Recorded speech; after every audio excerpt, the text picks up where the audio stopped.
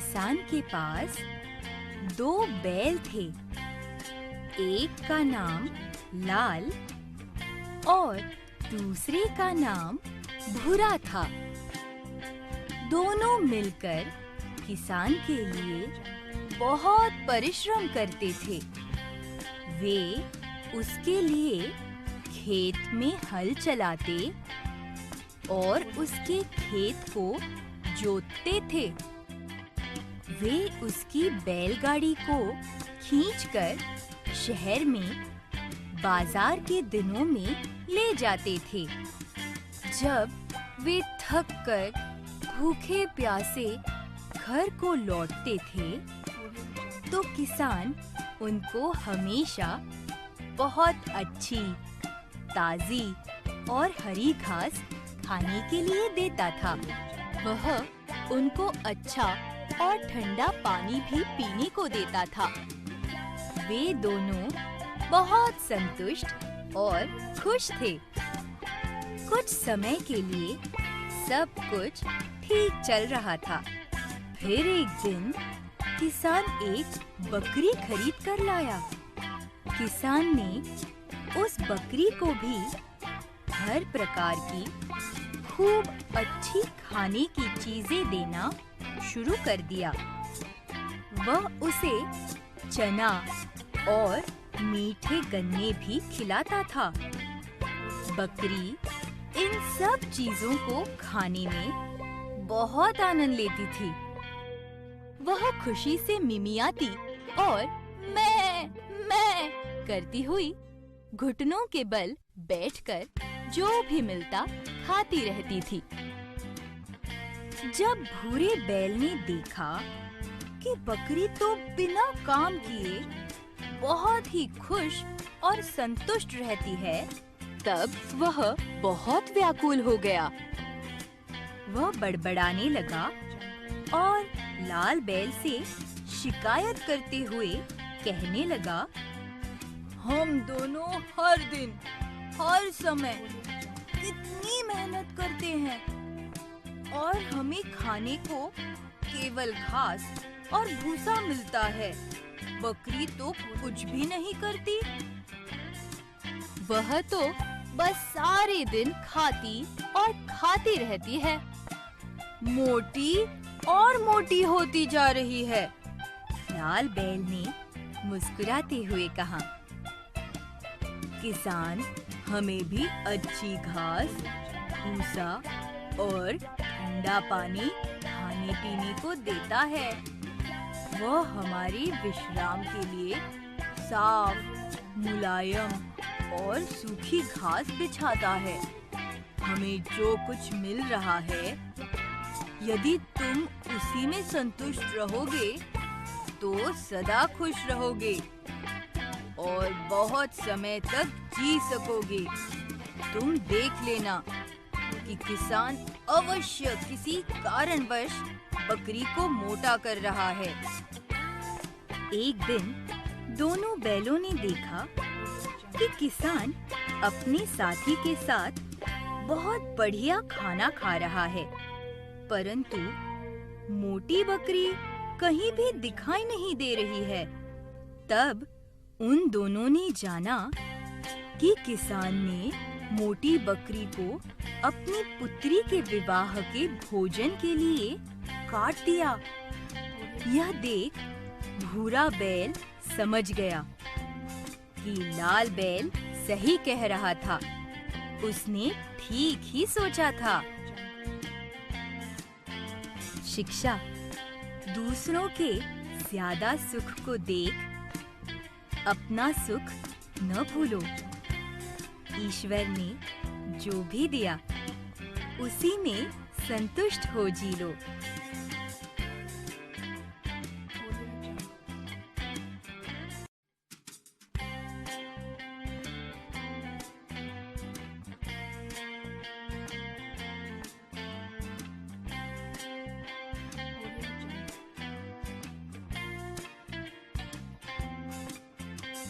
तीन, चींटियों के घर में सांप। एक बार दूर एक गांव में एक आदमी ने थोड़ी सी जमीन खरीदी। उसने उस जमीन में बहुत कुछ बोने और उगाने की कोशिश की, लेकिन वहां कुछ भी नहीं उगा। इसलिए वह बहुत दुखी रहता था। एक दिन वह आदमी अपनी जमीन पर बैठा हुआ सोचने लगा कि अब क्या किया जाए। अचानक उसने थोड़ी दूर पर एक सांप को चींटियों के मिट्टी के ढेर के घर में से निकलते हुए देखा। उस सांप को देखकर उसने सोचा कि हो सकता है यह सांप कोई देवता हो।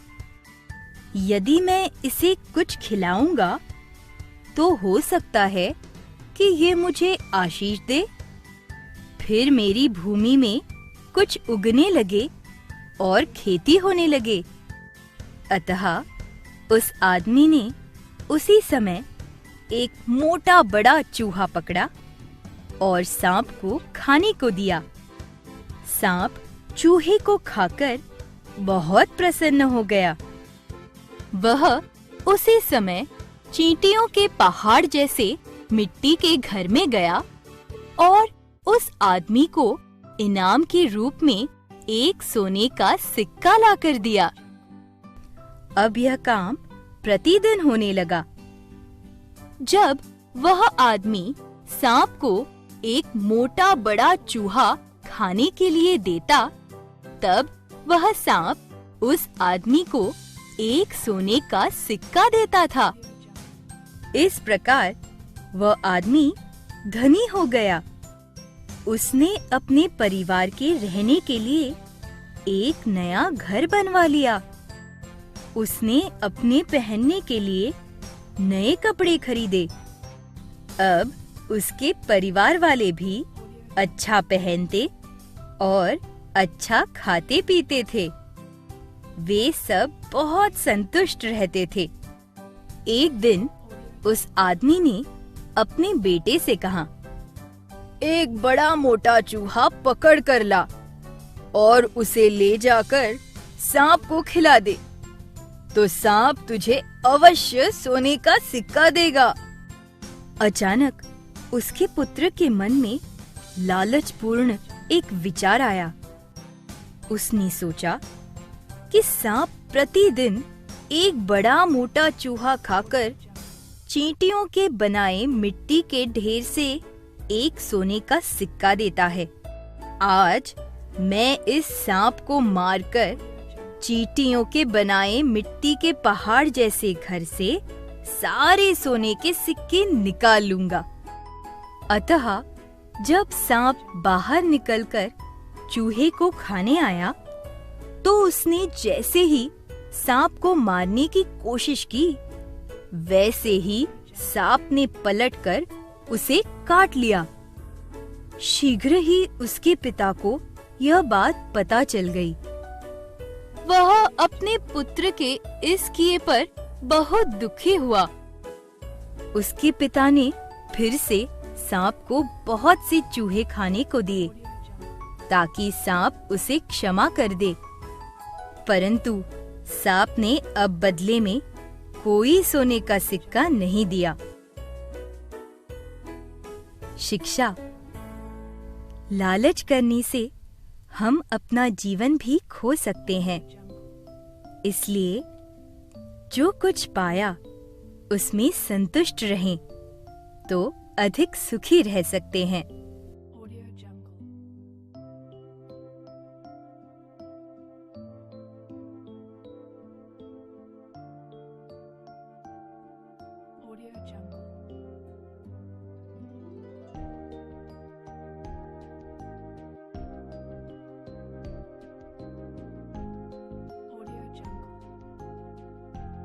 पाँच, सबसे अच्छा मित्र कौन? अध्यापक ने कहा अनुराग से, अनुराग, आपका सबसे अच्छा मित्र कौन है? अनुराग ने कहा, श्रीमान, वैसे तो मेरी सबसे मित्रता है, पर मेरा सबसे अच्छा मित्र विशाल है। अध्यापक ने कहा, अच्छा, उसे आप अपना सबसे अच्छा मित्र क्यों कह रहे हैं? सब छात्रों ने कहा एक स्वर से, विशाल, हम सबका ही सबसे अच्छा मित्र है। अध्यापक ने कहा, आप सब बारी बारी से बताइए कि विशाल को आप सबसे अच्छा मित्र क्यों कह रहे हैं। इस प्रकार आज हम सब एक अच्छे मित्र के गुण सीखेंगे। अध्यापक ने कहा, हाँ आशीष, आप एक अच्छे मित्र का सबसे पहला गुण बताइए। आशीष ने कहा, जो सबसे मिलकर रहता है और किसी से लड़ाई झगड़ा नहीं करता। अध्यापक ने कहा, बहुत अच्छा। अनुग्रह, आप दूसरा गुण बताइए। अनुग्रह ने कहा, जो अपने से बड़ों का आदर करता है, उनकी बात सुनता है और कभी किसी को बुरा नहीं कहता। अध्यापक ने कहा, शाबाश। हाँ सक्षम, आप कुछ बताएंगे? सक्षम ने कहा, जो आपस में ऊंच नीच या अमीर गरीब का भेदभाव नहीं करता। वह नाश्ते के समय भी मन में किसी से कोई धर्म भेद की भावना नहीं रखता, बल्कि सबके साथ मिलजुल कर खाता है। अध्यापक ने कहा, बहुत अच्छा। विश्वास, आप कुछ कहना चाह रहे हैं? विश्वास ने कहा, जो अपना काम समय से करता है और सदा अपनी कक्षा के साथियों की सहायता करता है। एक दिन आपने कुछ प्रश्न घर पर करने को दिए थे। उनमें से एक प्रश्न मुझे समझ में नहीं आ रहा था। जब मैंने वह प्रश्न विशाल से पूछा, तो उसने अपना समय निकालकर मुझे बहुत अच्छे से समझाया। फिर मैंने वह काम अच्छे से कर लिया था। अध्यापक ने कहा, बहुत बढ़िया। अब और किसी को कुछ बताना है? हाँ समर्पित, आप अच्छे मित्र का कौन सा गुण बताना चाहते हैं? समर्पित ने कहा, जो बिना पूछे कभी किसी की कोई वस्तु नहीं लेता। यदि उसकी वस्तु बिना पूछे ले ली जाए तो क्रोध नहीं करता। इस प्रकार मधुर बोलकर तथा बहुत सोच समझकर काम करता है। अध्यापक ने कहा, यदि विशाल सबका मित्र है, तो आप सब भी उसके गुणों को अपनाने की कोशिश करें। सब छात्रों ने कहा, हम सब भी ऐसा करने का प्रयत्न करेंगे। अध्यापक ने कहा, अच्छा, यह बताइए कि आज विशाल तो कक्षा में उपस्थित ही नहीं है, ऐसा क्यों? सब छात्रों ने कहा, श्रीमान, आज वह बीमार है, इसलिए हम सब स्कूल के बाद उसे देखने जाएंगे। अध्यापक ने कहा, बहुत अच्छा। बच्चों, मैं भी तुम्हारे साथ चलूंगा।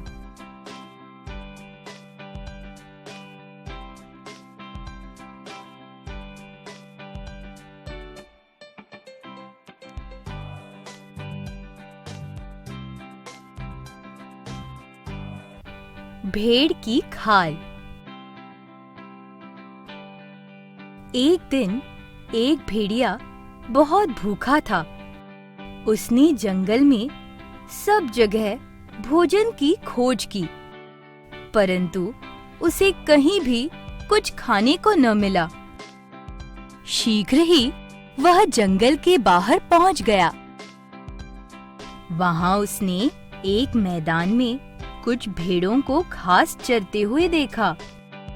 उसने एक भेड़ को खाना चाहा, परंतु वह जानता था कि किसी एक भेड़ को पकड़ना बहुत कठिन है। कुछ समय बैठकर वह सोचने लगा कि कैसे वह एक भेड़ को पकड़े। थोड़ी देर बाद उसे एक उपाय सूझा। वह उस कोठरी में गया जहाँ भेड़ों की खालों का ढेर लगा हुआ था। उस ढेर को देख वह उस ओर दौड़ा और उसने झटपट एक भेड़ की खाल पहन ली। अब भेड़िया भेड़ों के झुंड में घुस गया और जल्दी ही वह भेड़ों के बीच मिलजुल गया। उसने एक भेड़ से मित्रता कर ली। उसने उस भेड़ से कहा कि उसको वह कुछ अद्भुत चीज दिखाना चाहता है। अतः वह उस एक भेड़ को जंगल में ले गया। वहाँ उसने उस भेड़ को खा लिया। प्रतिदिन वह इसी प्रकार एक भेड़ को खा जाता था। इस तरह उसकी योजना बहुत सही चल रही थी। इस कारण वह बहुत खुश था। शीघ्र ही भेड़ों के मालिक गडरिये को लगा कि दिन प्रतिदिन उसकी भेड़ें कुछ कम होती जा रही हैं। उसने सोचा कि क्या कारण है, ऐसा क्यों हो रहा है। यह जानने के लिए उसने भी वही योजना बनाई। गडरिये ने भी भेड़ की खाल पहन ली और फिर एक भेड़ की तरह ढंग करके उनके बीच में घास चरने का बहाना करने लगा। फिर उसने भेड़ों के समान मिमियाना आरंभ कर दिया। उसका मिमियाना सुनकर बाकी सब भेड़ें भी बा बा चिल्लाने लगी। अब भेड़िए ने भी भेड़ों के समान मिमियाना चाहा, परंतु वह उन सबके बीच में गुर्राता हुआ चिल्लाने लगा। हू ओ हू। गडरिये ने उसी समय उसे पकड़ा और पिंजड़े में बंद करके उसे चिड़ियाघर भेज दिया। इस प्रकार भेड़ें फिर से सुरक्षित हो गईं। शिक्षा: धोखा देने वाले जन के होते हैं दो रूप। ऊपर से होता वह भेड़ समान, अंदर से भेड़िए का स्वरूप। अतः नाश करने वाले जन से हो न तू परेशान, पर धीरज और बुद्धि से कर तू अपना काम।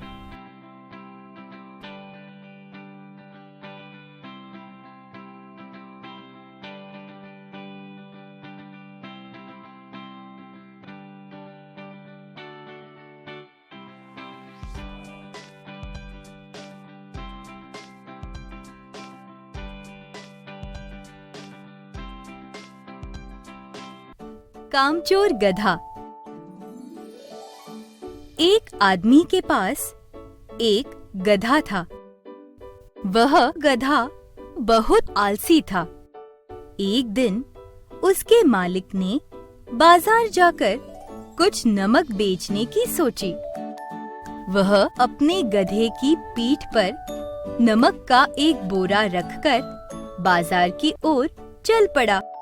जैसे ही वे दोनों रास्ते में नदी को पार करने लगे कि अचानक गधे का पैर फिसल गया और वह नदी में गिर पड़ा।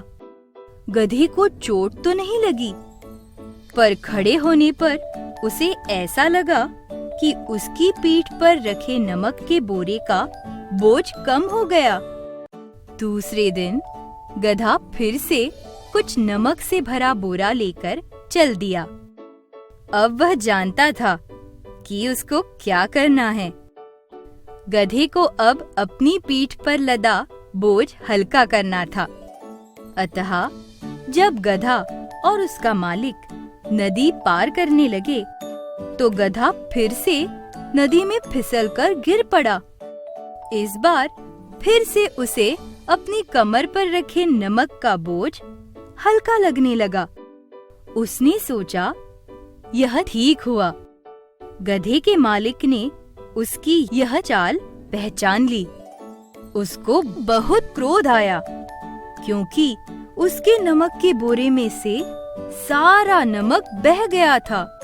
उसने गधे को सबक सिखाना चाहा।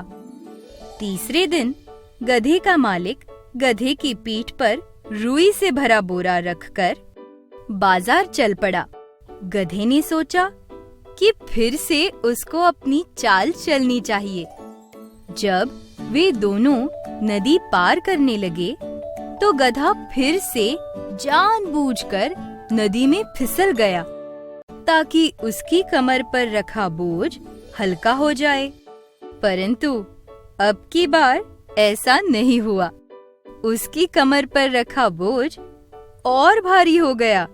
कामचोर गधे को उस बोझ को तो लेकर चलना ही था, जो अब बहुत भारी हो गया था। वास्तव में गधे की कमर पर बोरे में भरी रुई ने अपने अंदर पानी सोख लिया था जब गधा जानबूझकर पानी में फिसला था। सच तो यह है कि अब गधे को तो वह बोझ लेकर चलना ही था। शिक्षा: यदि हम आलस के कारण काम को टालते हैं तो हम और भी अधिक परेशानी या संकट में फंस सकते हैं। इस कारण काम से जी चुराने वाला आदमी कामचोर कहलाता है।